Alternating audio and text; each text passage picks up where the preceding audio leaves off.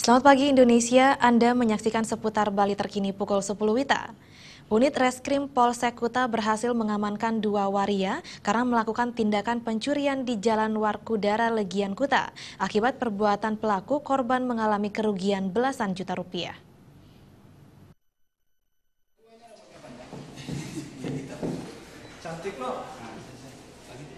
Tersangka YA dan NA berhasil dibekuk petugas Reskrim Polsek Kuta sesaat setelah mendapat laporan dari korban AH. Kedua tersangka yang merupakan waria melakukan tindak pidana pencurian di sebuah hotel di Jalan Werkudara Legian Kuta. Menurut Kapolsek Kuta Kompol Ida Bagus Dedi Januarta, tersangka ditangkap petugas dalam waktu kurang dari 24 jam. Sesaat menerima laporan korban, petugas langsung mendatangi TKP dan memeriksa saksi yang melihat korban masuk bersama 2 waria menggunakan sepeda motor.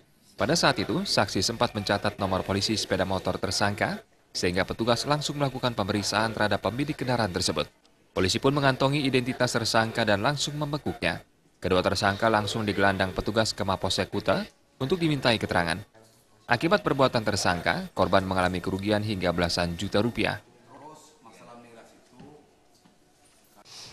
Dalam waktu singkat, pelaku kita tangkap bernama YA dan NH.